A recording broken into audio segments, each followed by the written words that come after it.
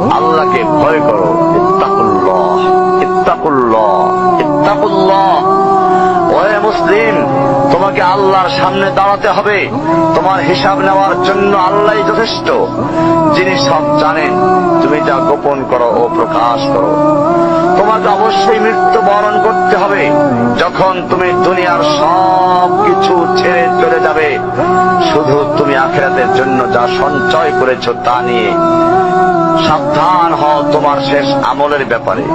তুমি জানো না কখন তোমার শেষ মুহূর্ত। তুমি কি প্রস্তুত মৃত্যুর জন্য? তুমি কি প্রস্তুত কবরের সওয়াল জবাবের জন্য? তুমি কি প্রস্তুত ভয়াবহ কিয়ামতের জন্য, হাসরের ময়দানের জন্য, হিসাব নিকাশের জন্য, আল্লাহকে জবাব দেওয়ার জন্য, মিজানের জন্য? তুমি কি প্রস্তুত চুলের চাইতে সূক্ষ্ম, তরবারির চাইতে ধারালো পুল সিরাতকে পাড়ি দেওয়ার জন্য?